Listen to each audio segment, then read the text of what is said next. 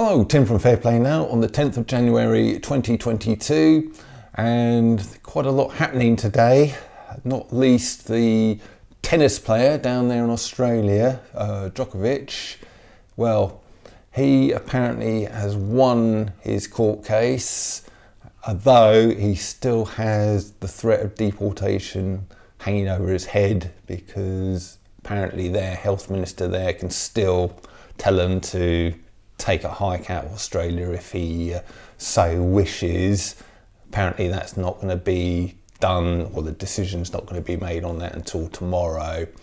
But he has won his case. If you don't know the story, basically it's the Australian Open tennis tournament.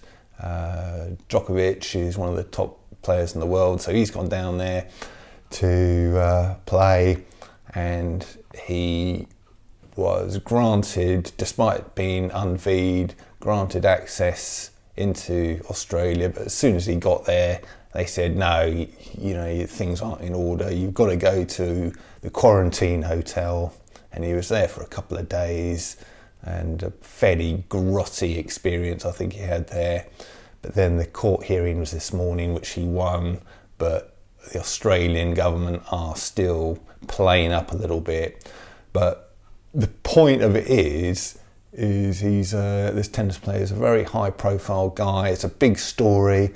The kind of normal people out there, mainstreamers, will be looking at this story and wondering why on earth this guy is so adamant that he's not going to have the big V to such an extent that he's risking his career, kind of risking not being able to play in a major tournament, and indeed putting his very liberty at risk as well.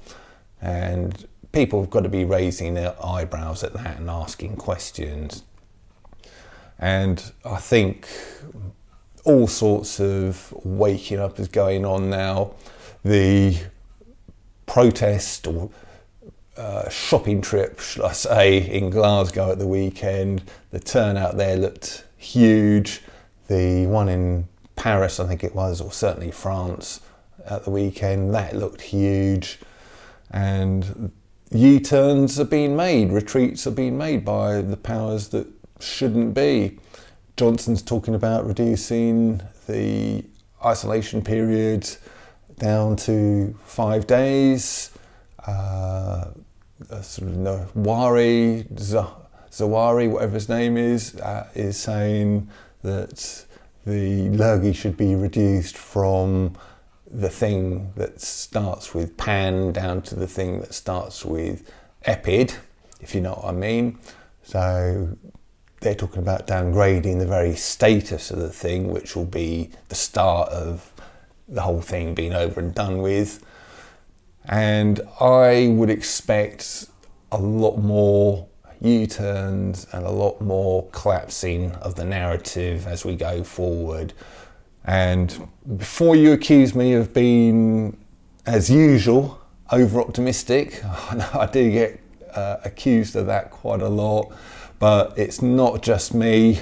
There was a piece on GB News very recently where I can never remember if he's Simon Dolan or Mark Dolan, but anyway, the thin bloke with glasses who appears on there, he is sharing my feelings that the whole cosy lurgy narrative, as he puts it, is collapsing and will soon be over.